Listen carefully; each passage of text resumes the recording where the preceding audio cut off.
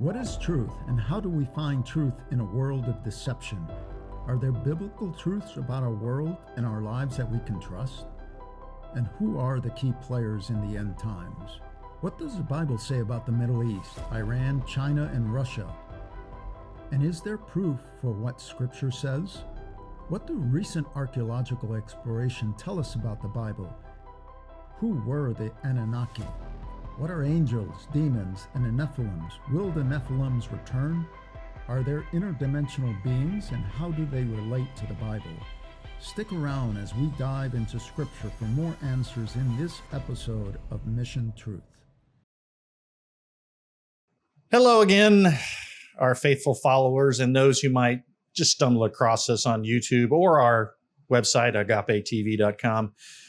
My name is Trevor. This is my buddy Nick, and we are part of Mission Truth, and we are here to bring you the biblical perspective of truth. Yeah. I was actually trying to think of a more fascinating word, but my brain failed me. I apologize. It's Monday. And it is Monday. You are right. Sorry. It is Monday. It's like somebody's got the case of the Monday. When somebody asks me, how are you doing on Mondays? I say, I don't answer that question on Mondays. Yeah, ask me on Tuesday. Yeah. Sometimes Tuesdays don't even answer that question either. Now, our past couple of shows, I have actually started a new segment, and I call it our moment of truth. And this particular show, it's not a funny moment of truth. The last two were kind of comical. This is a little bit more serious. I wouldn't say serious. I hope people take it to heart. But especially with the way the world is today, with social media, with the news cycle, with the internet, AI. If you see something on social media, or if you see something on the news that you agree with 100% of the time when you're watching it or you're seeing on social media, beware. No. There is nothing in this world that you should agree with 100% of the time. That means you're most likely being moved from a position that might be toward the middle or toward a more debatable side of a perspective, centrist view.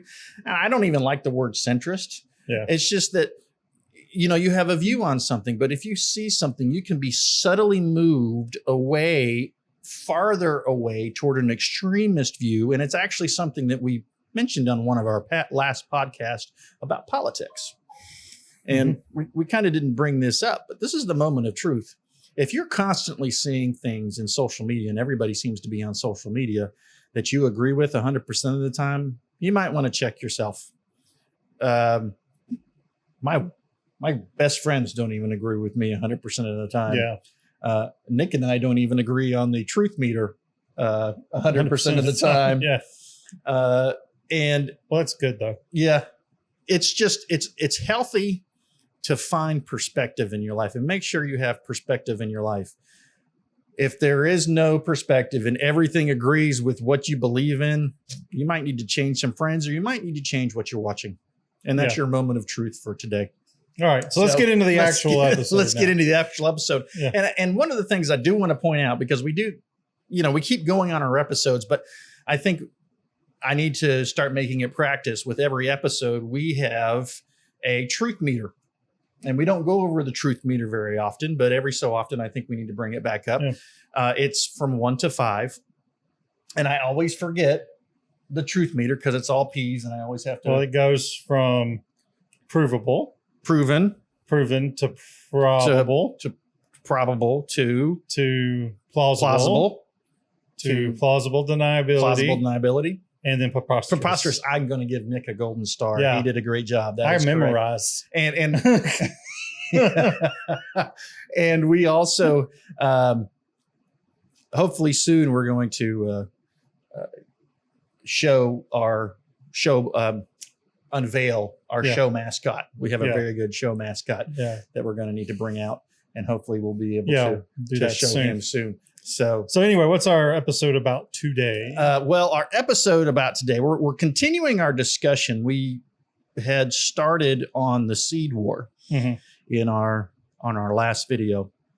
And so the recap of the seed war. Go ahead. We're doing this basically the recap of the seed war. It started with Adam and Eve, and then it continued to the fallen angels, which we call the Watchers, and how they saw the daughters of men and had relations with them and created giants on the earth. I believe the question that we had asked was were there were giants on the earth. Nick kind of went to a probable. Yeah. I went to, I'm leaning more, I lent more toward proven that they were here on the earth, just from historical standpoint.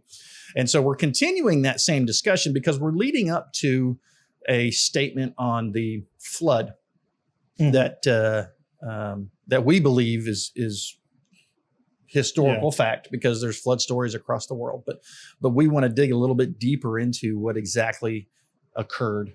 Yeah. And part of just to kind of give everybody some context for what the seed war actually means is what it is sort of the idea. It goes back to which chapter in Genesis was it? Right after, is it 3 or chapter 3 or 4? 3 or 4, where he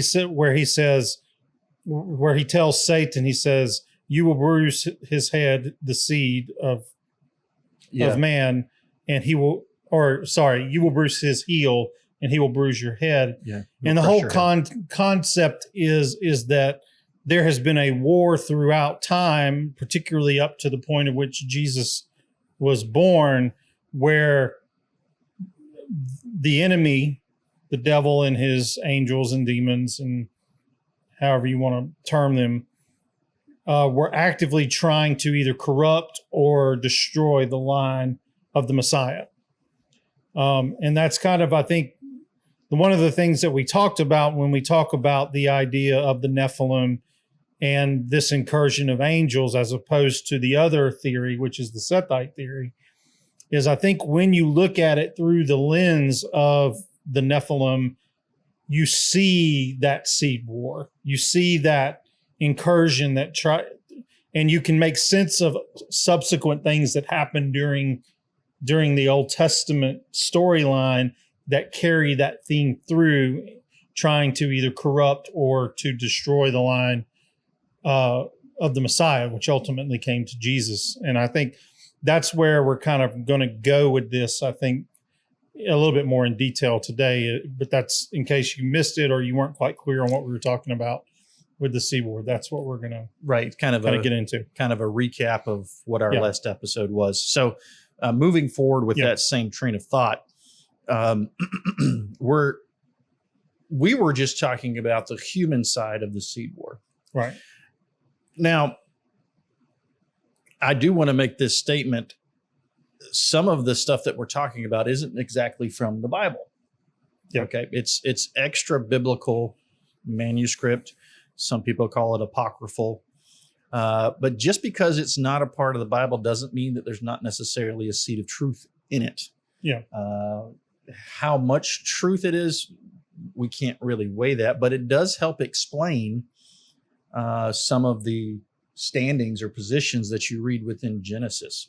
Yeah, and I think it's important to note that these weren't just random books that were kind of like, these books were curated by specifically the Essenes, who were very devoted to the scripture, so much so that they actually left the line of the Pharisees and Sadducees in the early 1st century BC, 2nd century BC. Yeah. And sort of curated, the scriptures as well as some additional books. It's also well known that these books were known during the time of Jesus. Correct. In other words, it wasn't just some random book off the shelf. These were things that the Hebrew or the Jews were reading at the time and believed were in some respects historical. So that's why we put more stock in them than, say, just some random book written by somebody in the 1st century. And it's not because it was well known to that group. Correct. And it's not commentary. Yeah. It's not opinion. We're drawing from the ideas of those particular manuscripts. So in particular, the the other part of the seed war that isn't really talked about too much is the animal side. Yeah. Now, I was kind of, you could almost extend it to maybe even plants, but particularly animals.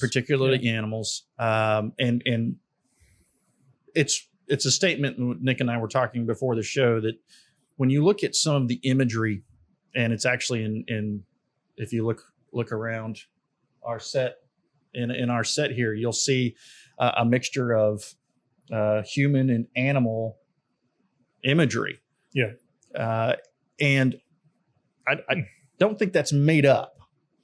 I think people actually saw or were experiencing those things and they drew what they saw. So with the DNA of not only humans being corrupt, but you also have like the centaurs, you have the mythology of half horse, half man. Well, where does that come from? You also have I don't remember you have a lot of different mixes of different animals, right. like the griffins and the man goat. I can't remember the name. Oh, it depends on which one you're talking about. Are you talking about a fawn? A fawn where it has the goat legs, and the human torso, but then also the maze. You go into the maze and that's a centaur. I thought. Is it I can't remember. Minotaur. There we go. So that's the reverse of a centaur. Yes, a minotaur. So the minotaur is the bull head and the human legs. So where do you get all this imagery from? The only thing that makes sense to me is that those were actual creations, or not creations, not experiments and abominations. Abominations would be the better word, because of the mixture of animal DNA and angel DNA. However they did it, I'm not sure how it actually happened. And did I actually go over the statement that we're doing today? Did I actually? No, I don't think we did. I don't think we even. This is not a Conversations of Truth. There was a statement that we were going to make today. And I think it's basically, were there hybrids, right? Well, that's the question. But there were hybrids. There were hybrid beings before the flood. Possibly after. We're not sure. But I believe it also goes to the fact that when you look at historical documentation, is it all true? No, probably not. Is there some truth in it? Yeah, probably. And I always, and I think I've said this before on the show, like a definition of a myth. A myth is a fantastic story with a earthly truth. And when you read the myths, you're trying to figure out what that earthly truth is. Because it can be pretty wild and crazy. So when you look at, say, you look at Egyptian culture, you look at some of the Sumerian culture we were looking at, Indian culture, you always kind of see imagery of a hybrid, of a animal-human hybrid.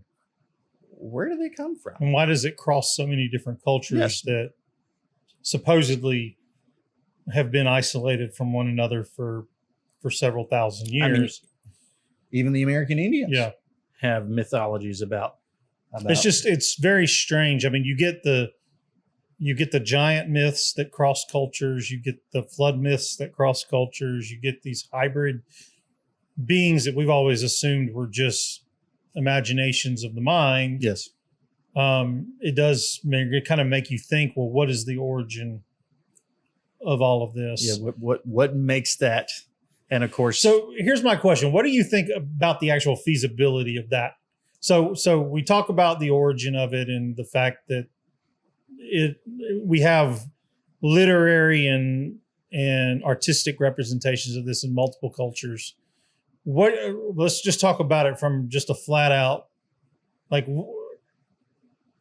what do you think the odds of that reality being are? Like what makes you would think that is possible, I guess. And I have a reason for asking. Do you know the game? I think it was called Telephone in elementary school. where you whispered something in somebody's ear. Oh, and yeah, then it goes around the room. And by the time it got back to the person who actually, the very end person, it usually sounds nothing like the original story. So, and that's why I think there might be a grain of truth in this, because of how far it goes back. And just the fact of it probably isn't what we think it is. Yeah. But the truth is probably stranger than we can imagine. Well, the reason I ask that is because I think about it just from a biological and biochemical feasibility. Yes. And I think one of the things that's interesting is that there is so much crossover, and of course, between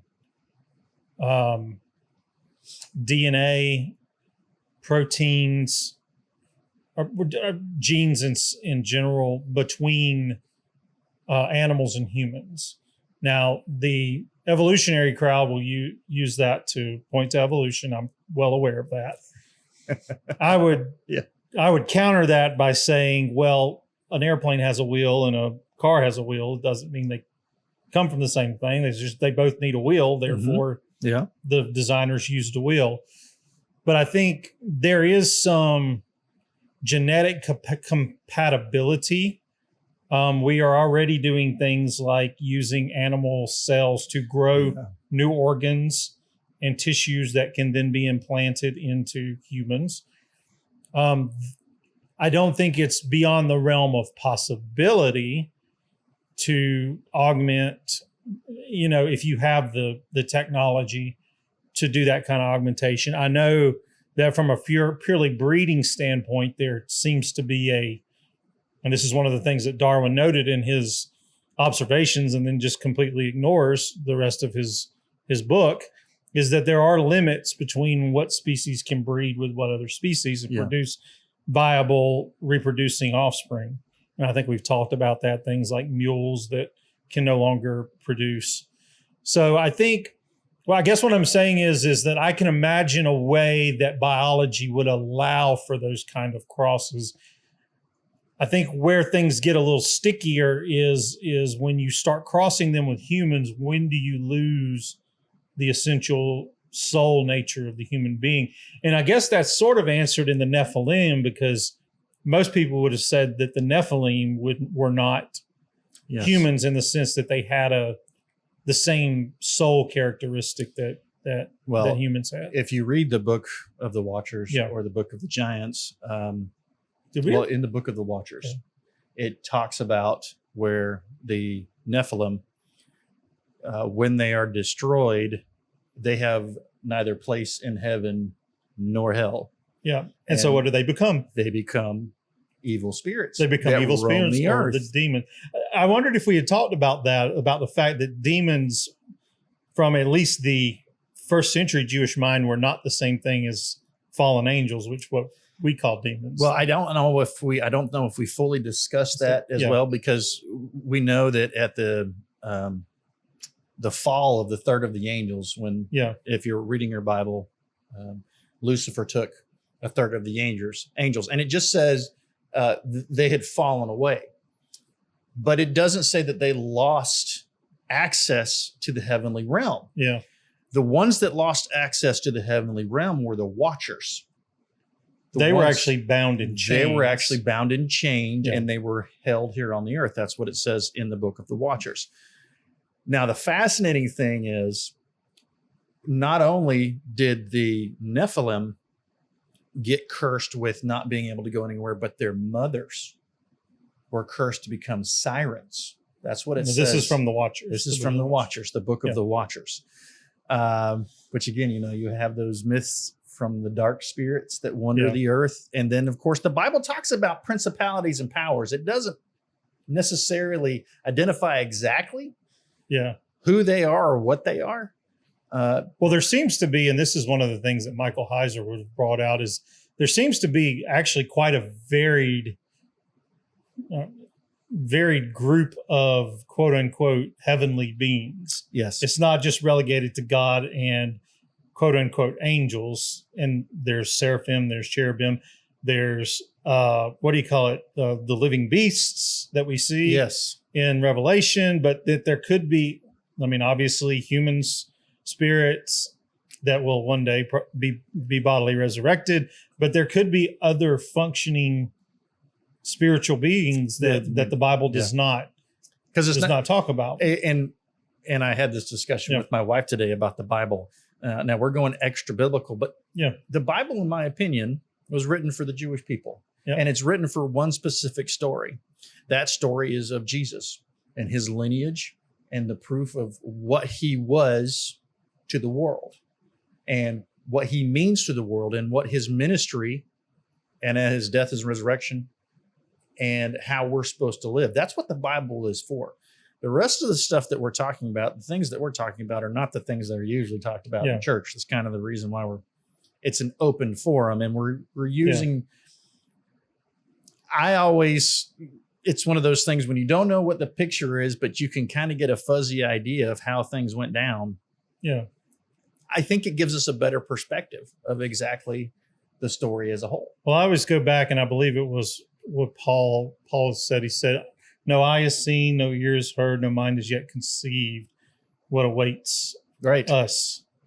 And I think reality is far, like total reality, beyond just what we can experience with our five senses, is far more vast, more beautiful, and more complex than even the Bible, I think, lays out for us. And I also find it extremely important that I tell as many people as I can about these things, because I don't want them to be deceived. Yeah. And we haven't really talked too much about Revelation, but in Revelation, it says in the end times. Well, and particularly really more in the Olivet Discourse, Jesus in Matthew 24 and Luke, where he says in the end times, be not deceived, for in the end times will come. Even some of the elect will be deceived. And that's probably because they didn't want to accept and I think what was happening. We need to, I think you need to parse for the people out there the difference between established biblical truth and theory that may be. Yes, theory that, and that's really what we're talking about today. Is we're trying to give some context to how to view the Bible that might make sense. In the story of the flood. Principally, and this probably I'll get into a little more in the next episode, I believe, but I really believe we're going to be faced with we're going to see some things in the next few years that if you don't have a little more open mind about the Bible, you're not going to have a biblical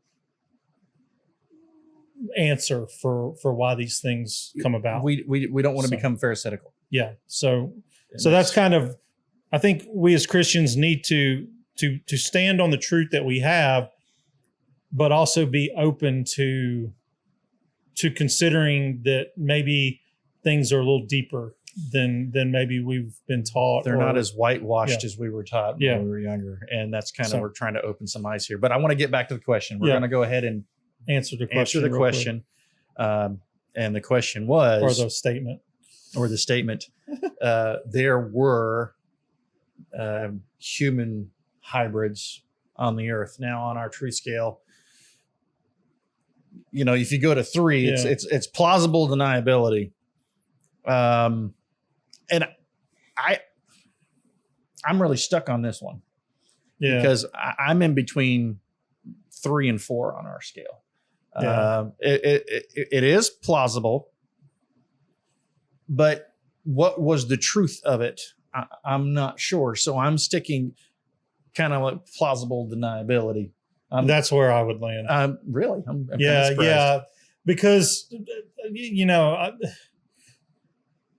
I don't think, I'm firmly in plausible deniability.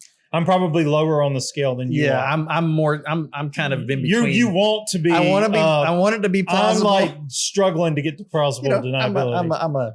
But that's the science. That's the scientist. I understand. I love the just the fantasy, look at the fantasy realms and kind of what that entails. Well, you have to think about it, and C.S. Lewis makes an interesting, I think it was C.S. Lewis or maybe it was Descartes. I don't remember who it was, but they talked about having a longing for something and there not being any, like, you don't have a longing for something if there's not something in reality to fulfill it. And there is this imagination that we have as humans that really ties itself to this kind of stuff. I mean, C.S. Lewis, J.R. Tolkien, Lewis maybe more than Tolkien just because of the animal, right. He was, but you have to ask the question, why are we so fascinated with it? Is it something that now you could take the idea that it's demonic fascination, but then I have to look at a guy like C.S. Lewis and I think, was he inspired primarily by evil or was he inspired by good? And I think God is the great storyteller. Yes. And that's one of the reasons why I think something like this could be true, because I really think that the reality is much more broad and much more magical, if I can use the word, than maybe fantastical. we as what would be like conservative Christians might correct. So we could take from our maybe more what do you call it, brothers? Pentecostal brothers? Well, I was going to say Pentecostal. I was going to use the other term, the bigger umbrella term, which is not our Universalist friends. No, not universal. I'm talking about Pentecostals are part of it. Oh, fire baptized? Okay. Yeah, no, the term has escaped me. That's all right. We need to go ahead and close up the episode as we are right now. And I hope you enjoyed the discussion tonight. It was a little bit different in what we're moving toward. I think it's going to make a little bit more sense as we get toward when we start discussing. In our next episode, we're going to talk about are we now in the days of Noah again? Exactly. Because back to that Matthew chapter 24 in the Olivet Discourse, he says, so is in the end, or as it was in the days of the Noah, will it be in the end? So we're going to talk about how some of the stuff that we're talking about today is crossing into our actual lives today. So as we end each show, we like to tell you, please keep seeking the truth, because the truth will set you free.